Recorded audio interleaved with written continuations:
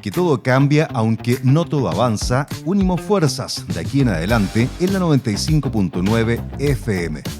Información y conversación con las voces que hacen el presente y las ideas que abren el futuro.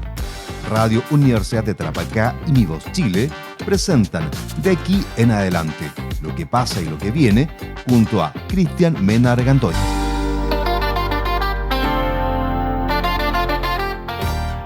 Bienvenidos, bienvenidas a esta edición sabatina del informativo de Mi Voz de aquí en adelante, en conjunto a Radio Universidad de Tarapacá, en este 11 de julio, Día del Periodista en Chile. Saludamos a todos los colegas de profesión, partiendo por nuestro director Mauricio Castillo y también por todos los que forman parte del Colegio de Periodistas, porque esta fecha fue instaurada en conmemoración de la promulgación de la Ley 12.045 durante el año 1956, la cual estableció la creación del Colegio de Periodistas de Chile. Así que un cariñoso saludo a todos los que hacen comunicación en nuestra ciudad. Periodistas institucionales, de empresas, de medios de comunicación, de investigación, a todos un gran abrazo en su día. ¿Qué tendremos para hoy para hacer honor a esta fecha? Bueno, estaremos hablando de las pensiones en nuestro editorial, también estaremos recorriendo el país a través de los titulares de los medios de Mi Voz y finalmente tendremos una entrevista con dirigentes nacionales de ANTRAP y ANEF que están en una cruzada por hacer valer algunos derechos adquiridos y acordados en lo que a servicio de protección se refiere. El antiguo Sename, ¿recuerdan? Bueno, hoy día hay toda una política de mejor niñez y los justamente funcionarios están velando porque algunos compromisos pendientes puedan cumplirse. Vamos a estar conociendo todo el detalle junto a ellos. La mesa servida, el menú compartido. Comienza el informativo junto a nuestro editorial. Un minuto de confianza mirando más allá de lo evidente. Editorial de aquí en adelante en Radio Tarapacá. Empezamos con punto de vista y en esta ocasión para hablar de pensiones y regiones, donde jubilar ya no alcanza para vivir. Durante años la palabra jubilar evocaba una idea bastante simple. Después de décadas de esfuerzo llegaba el momento de vivir con más calma. Hoy esa imagen parece pertenecer a otra generación. El nuevo estudio de Fundación Sol vuelve a instalar una pregunta que Chile lleva décadas intentando responder. En 2025, la mitad de las personas jubiladas obtuvo una pensión autofinanciada inferior a 170.000 pesos. Incluso sumando la PGU y otros aportes estatales, la pensión mediana llega a 353.000, todavía por debajo del salario mínimo vigente en ese periodo. Más aún, el 85% de las pensiones autofinanciadas no alcanza ese umbral y menos del 7% supera el $1.000.000. Pero quizás el dato más duro no sea ese. La mitad de quienes pensionaron durante 2025 logró autofinanciar apenas 86.000 pesos mensuales. En el caso de las mujeres, el monto cae a 42.000. Es decir, el sistema no solo entrega pensiones bajas a quienes ya están jubilados, también anticipa que las nuevas generaciones de pensionados justamente enfrentarán un escenario aún más estrecho. La geografía del estudio también merece una lectura propia. Las pensiones medianas más bajas del país se concentran en las regiones del Maule, la Araucanía, los Lagos y Ñuble. Territorios donde el envejecimiento de la población convive con economías ligadas a la agricultura, la pesca, el comercio y miles de pequeñas empresas familiares. En esos lugares, una pensión insuficiente cambia la forma de envejecer. Muchas personas postergan tratamientos médicos, reducen su autonomía económica, ayudan menos a sus hijos y nietos o simplemente continúan trabajando cuando imaginaban que esa etapa de la vida ya había terminado. Hay una razón por la que Nomadland, esta película ganadora del Oscar en 2021, conmovió a millones de personas. La película sigue a adultos mayores que, tras perder estabilidad económica, recorren Estados Unidos aceptando trabajos temporales para subsistir. Su fuerza no está en mostrar pobreza, sino en cuestionar una promesa que parecía incuestionable, que trabajar toda una vida bastaría para llegar con tranquilidad a la vejez. Eso explica por qué el estudio de Fundación Sol trasciende la discusión sobre AFP, PGU o reformas previsionales que han estado tan en boga en los últimos años. Lo que realmente pone sobre la mesa es el sentido del contrato social. Si hubo personas que cotizaron entre 35 y 40 años, reciben en promedio una pensión equivalente al 29% de sus últimos ingresos y las mujeres apenas al 22%, la discusión deja de ser exclusivamente técnica. Empieza a ser una conversación sobre las expectativas con las que una sociedad recompensa el trabajo de toda una vida. Porque una reforma previsional puede modificar porcentajes y fórmulas, pero lo que realmente está en juego es algo mucho más profundo. La posibilidad de que en Chile volver a pronunciar la palabra jubilar signifique otra vez descanso y no incertidumbre. Media hora para dar la vuelta al mundo y seguir tu día. De aquí en adelante, en Radio Utarapacá. Bien, y luego de ese punto de vista a propósito de pensiones y regiones, que es nuestro leitmotiv que nos convoca de aquí en adelante, ahora recorremos el país con nuestra brújula digital que nos proporciona mivoz.cl. Titulares. Un scroll de noticias pero con sentido. Titulares de aquí en adelante en Radio Utarapacá. Bien, y comenzamos este recorrido virtual por Arica y Parinacota, sobre todo Parinacota, porque Putre proyecta un moderno complejo deportivo de altura para transformarse, escuchen bien, en un nuevo polo del alto rendimiento en el norte de Chile. El municipio presentó el diseño del recinto que contempla canchas, infraestructura para deportistas y espacios comunitarios. La iniciativa busca impulsar el deporte y aprovechar las condiciones naturales de la comuna para futuras concentraciones. Algo muy interesante, está viendo ahí su valor específico nuestra provincia de Parinacota, y Putre en particular está presentando proyectos para que sea un polo no solamente nacional, sino también internacional del deporte de altura. Todos los detalles en elmorrocotudo.cl. Ahora nos movemos a Antofagasta con una noticia política nacional e internacional, porque extradición de Karen Rojo abre nuevo capítulo judicial que podría terminar con otro juicio para la exalcaldesa. La defensa logró que la justicia acogiera un recurso que obliga a revisar parte del proceso tras su retorno desde Países Bajos, antes conocida como Holanda. El caso vuelve a tribunales mientras continúa el cumplimiento de su condena por fraude al fisco. Un entramado judicial donde hay que entender los motivos de la extradición, los cargos que estaba pagando en Países Bajos y cómo eso se convalida y si requiere un nuevo proceso judicial en nuestro país. Todos los detalles los encuentras en elnortero.cl.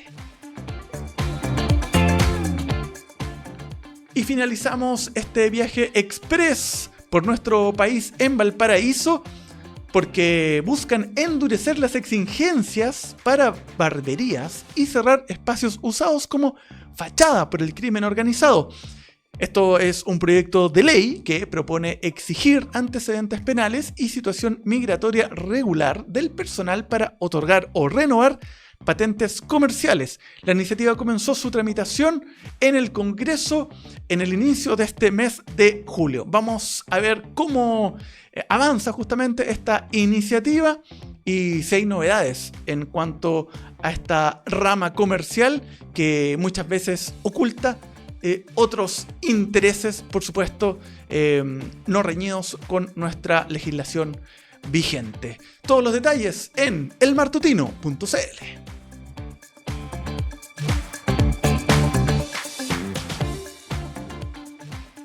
Y tras recorrer nuestro país de manera virtual, teletransportándonos a través de los medios de Mi Voz, ahora vamos a conversar sobre una situación que aqueja a los funcionarios del Servicio de Protección en nuestro país. Los funcionarios que cuidan justamente a las niñas, niños y adolescentes que están en situaciones de vulnerabilidad, justamente antes de que puedan caer en algún acto delictivo y todo ese tema que ya pasa a ser parte de reinserción social juvenil. Bueno, conversamos con Felipe Ramírez, presidente nacional de ANTRAP, y Yuri Contreras, dirigente nacional de ANTRAP y dirigente nacional de ANEF, a continuación en la entrevista. El futuro no se adivina, se conversa. Entrevista de aquí en adelante en Radio Utarapacá. Ok, es momento de conversar de aquí en adelante y lo vamos a hacer junto a Felipe Ramírez. Él es presidente nacional de ANTRAP y Yuri Contreras, dirigente nacional de ANTRAP y de la ANEF. Ellos encabezan las gestiones para que el Estado cumpla la implementación de la asignación de turnos comprometida para quienes trabajan en la protección de niños, niñas, adolescentes y jóvenes. Tras una movilización nacional y una mesa de negociación con la Dirección de Presupuestos, hoy representan la voz de miles de funcionarios que sostienen servicios que nunca se detienen. Bienvenido Felipe, bienvenido Yuri, ¿cómo están? Muchas gracias por la invitación. Acá estamos en Arica después de un largo periplo para estar acá. Agradecido a los dirigentes regionales por la invitación. Muy bien. Yuri, ¿todo bien? Sí, muchas gracias por esta ciudad que hoy día nos recibió con una temperatura mucho más agradable que la de Santiago. Están en otro país, bienvenidos. Bueno, queremos conversar justamente sobre lo que indicábamos al inicio. Y bueno, todos hemos escuchado alguna vez la frase "el papel aguanta todo", ¿no? El Congreso aprobó una ley, el presupuesto está asignado y el beneficio existe desde el 1 de enero de este año. Sin embargo, los trabajadores siguen esperando. Felipe, ¿qué fue lo que pasó entre la publicación de la ley y la realidad que hoy viven ustedes? Sí, es interesante la frase con que tú empiezas esta pregunta del papel aguanta todo, porque haciendo historia hacia atrás, efectivamente los funcionarios en Sename, en el inicio del Servicio de Protección Especializado y de Reinserción, tenían considerado el pago promedio de sus trabajos en el tiempo extra, vamos a decir tiempo extra obligatorio. Okay. Con la llegada de la Contralora Dorothy Pérez, esto cambia, cambia su procesamiento de la Contraloría y dice, bueno, de aquí en adelante, de julio del año 2025, esto no va más y se tiene que regir por una ley para que exista efectivamente un pago promedio. Entonces, el valor de las organizaciones sindicales es ese de una lucha constante por los derechos laborales de los trabajadores y trabajadoras al alero de la ANEF y conseguimos, dando una lucha sindical, que el Congreso Nacional discutiera una ley para una asignación de turno en el presupuesto de la Nación, las asociaciones de justicia juvenil y nosotros como protección de derechos. Y esa ley dio a luz, después de una larga discusión y unas largas conversaciones con diputados de izquierda, de derecha y de centro, en enero del presente año, donde se dice, a contar del 1 de enero, se pagará una asignación de turno, donde el gobierno, tanto del presidente Boric y del presidente José Antonio Kassa, que hay una responsabilidad compartida, dice que tenían un tiempo establecido para delimitar cuál iba a ser la asignación de turno, el porcentaje, y cuáles iban a ser los sistemas de turno.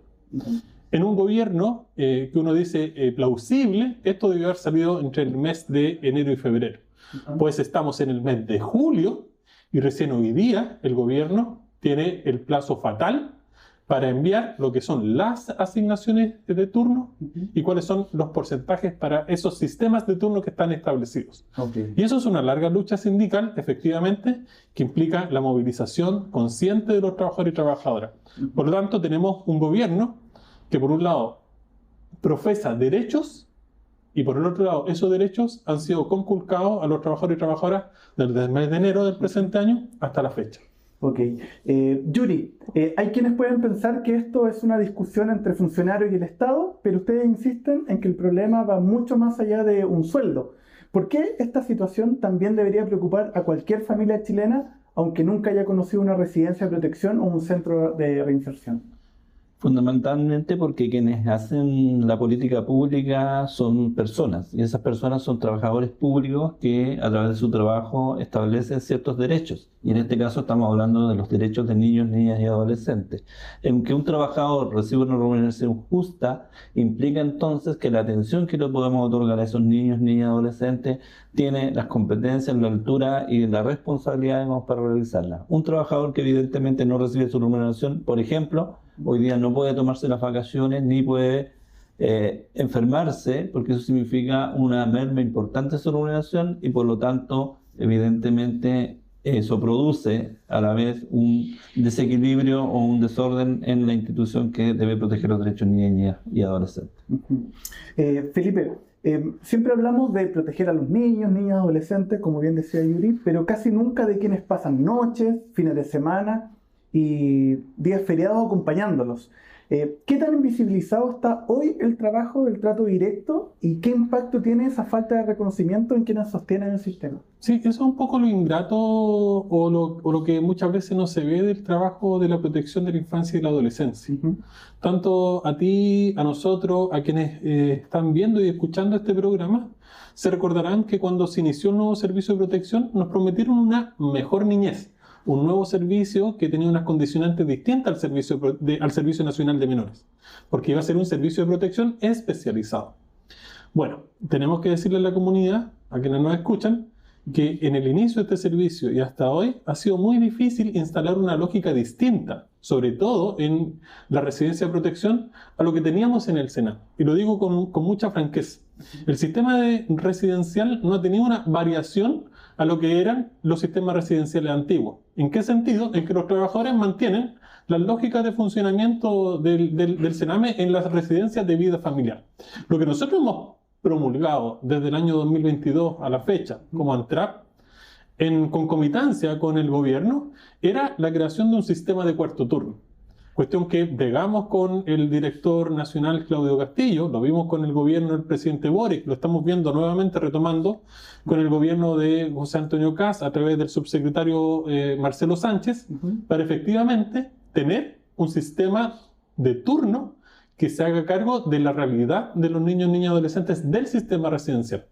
Esto no implica que sea solo un derecho para los trabajadores, sino para entregarle una estabilidad a los niños, niñas y adolescentes que están en el sistema residencial. Entonces, claro, esas situaciones que no se ven son las que repercuten efectivamente en lo que decía Yuri, en estas situaciones de licencias médicas que tienen los funcionarios de tipo 2, que son de agresión a los trabajadores y las trabajadoras, en esta pérdida de derechos que teníamos en el SENAME, recordando que los trabajadores tenían, por ejemplo, trabajo pesado, claro, que eran cada 5 años se podía descontar 1 año para jubilarse, porque efectivamente el trabajo que se desarrolla en sistema de turnos son agotadores. Un trabajador, para que ustedes sepan, trabaja alrededor de 56 o más horas semanales. Bajo ese canon es muy complejo desarrollar una concordancia entre la vida familiar, que ellos tienen que desarrollar con sus propias familias, y la vida laboral. Y en eso nosotros estamos bregando con mucha más fuerza para decir, bueno, acá tenemos una realidad que no se diferencia mucho con la realidad del SENAME, y queremos tener una nueva realidad, que es la realidad que creemos que la infancia y la adolescencia de Chile merece. De todas maneras. Yuri, después de las movilizaciones se abrió una mesa con la IPRES, los servicios y la ANEF, donde incluso ya existe un cronograma para avanzar ahora durante julio.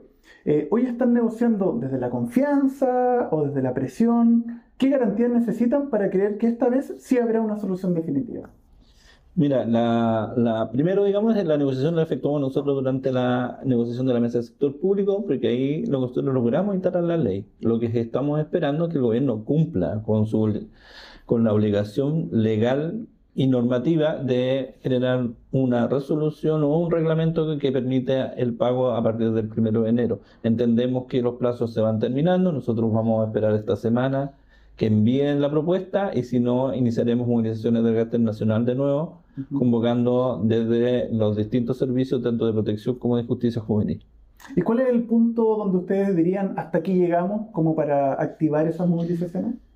Vamos a esperar de aquí al viernes que es el plazo que nos ofreció el gobierno. El lunes nos juntaremos a definir algunas acciones y podríamos sumar incluso a otras organizaciones de trabajadores, porque este dictamen de la Contralora que no permite el pago de horas extras ni en caso de licencia o de ausentismo, horas no trabajadas, por ese motivo, afecta también al Instituto Médico Legal y también a la DGAC, que también hoy día se están viendo en una situación. Nosotros tenemos una ventaja, tenemos una ley. Ellos ni siquiera tienen una ley que los pero ellos están disponibles a unirse a este movimiento, y para que el gobierno también entienda, digamos, que esto no se trata solo de palabras, también se trata de hechos. Los trabajadores hemos tenido 6-7 meses de esperar una normativa que es un acto administrativo, ni siquiera es una negociación. Felipe, este conflicto, como bien lo decías tú, partió de la administración anterior. Ahora le corresponde a este nuevo gobierno resolverlo. Y bueno, sabemos que hay etapas, que hay distintas contrapartes, digamos, pero si pudieran escalar hasta el presidente Kast, ¿qué le pedirían? ¿Qué compromisos estarían dispuestos ustedes a asumir para cerrar este conflicto, pensando sobre todo en los niños y adolescentes que dependen del sistema? Sí, Si tuvieran 10 minutitos ahí para hablar con ellos. Sí, de hecho la NEF tuvo una mesa donde participó el conjunto de los dirigentes nacionales de la NEF, donde aquí ya existe un compromiso de parte del presidente de trabajar a través de la Subsecretaría del Trabajo la situación de la asignación de turno. Eso es lo primero. Lo segundo, si yo tuviera la posibilidad, que no la he tenido, de conversar con el presidente, sí con su hijo a través de la Comisión de Familia, es que se cumplan las promesas de campaña. Una de las promesas de campaña que tenía el presidente José Antonio Kast era redistribuir los recursos dentro del Servicio de Protección Especializado. Entonces, cuando tenemos una mirada del ministro Quirós de decir, vamos a sacar, en nuestro caso, el 1,3% del presupuesto del Servicio de Protección Especializada, cerca de 13.000 millones de pesos, que con ese presupuesto damos solución para que las familias de Arica y Parinacota sepan, vamos a dar la solución a la emergencia residencial que tienen en la región de Arica o en la zona norte del país. Vamos a dar una solución a tener efectivamente un sistema de turno que entregue garantías de calidad para la atención de los niños y adolescentes. Eso efectivamente es una redistribución.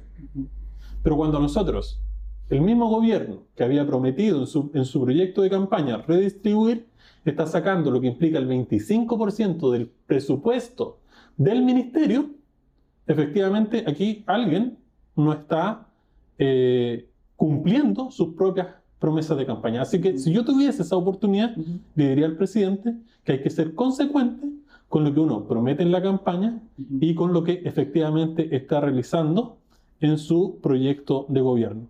Aquí uno tiene que ser consciente, tanto en su sector político como en su mandato presidencial. Y otra cosa que le diríamos es que estamos muy de acuerdo como dirigentes sindicales en que se avance efectivamente en que la mejor opción para los niños, niñas y adolescentes es la restitución al derecho a vivir en familia a través de la familia de acogida. Pero también entendemos que eso no va a quitar la brecha de que existe una necesidad de sistemas residenciales con un ordenamiento de calidad. ¿Por qué lo digo?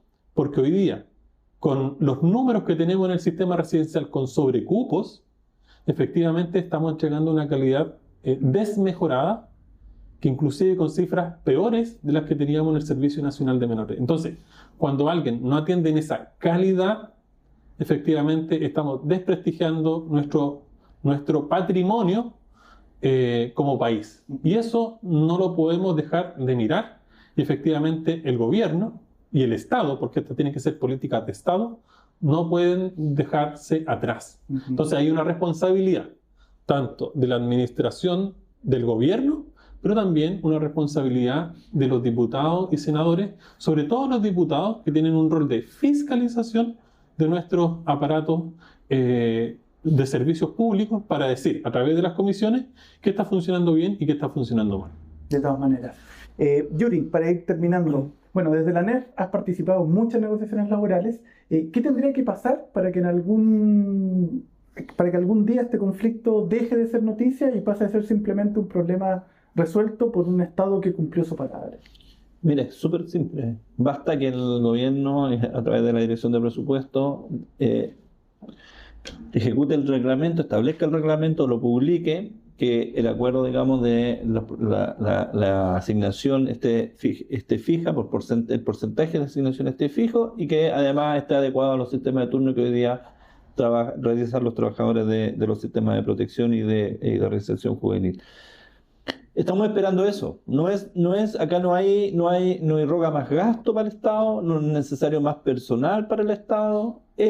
Lo único que esperamos es que ese reglamento permita que el servicio pague retroactivo desde el 1 de enero a esta fecha a todos y cada uno de los funcionarios que no ha podido recibir su remuneración, ya sea porque tomó el legítimo derecho a tener vacaciones o producto de su salud tuvo que ausentarse. Así que nosotros esperamos que, como decía Felipe, nosotros tuvimos con el presidente Kast, uno de los temas fue en la moneda, él se comprometió a instalar y, como decía Felipe, estuvo dispuesto el director de Servicio Civil, el subsecretario del Trabajo y el subdirector de Racionalización del Estado. Esos tres representantes del gobierno se sentaron con la ANEF y uno de los puntos que acordaron fue avanzar en esto y resolverlo de una vez por todas. Eso esperamos, y si no, evidentemente tendremos que hacer las acciones que los gremios y los sindicalistas en general debemos hacer para forzar los derechos y obtener los derechos que los trabajadores merecen. Y para terminar, Felipe, después de tantos meses de movilización, ¿qué sería para ti llegar a casa con la sensación de que esta lucha realmente valió la pena? Yo creo que todas las luchas valen la pena. Y no hay por lucha de la que no se da. Y por lo tanto, yo creo que los dirigentes sindicales estamos acostumbrados a ganar y a perder. Pero la pérdida siempre te permite avanzar. Y por lo tanto, esta lucha en particular, nosotros nos sentiríamos fortalecidos si efectivamente se cumple que ningún trabajador o trabajadora pierda su remuneración, su capacidad remunerativa. Pero por otro lado, esto es, para nosotros, como servicio de protección, es un primer avance. Nosotros vamos a seguir conscientemente avanzando hacia tener un sistema de cuarto turno para el sistema residencial. Esa es nuestra meta final como trabajo para el sistema residencial. Después veremos, digamos, qué otra meta nos colocamos como sistema de protección especializado en la niñez y adolescencia, porque esta tiene múltiples necesidades.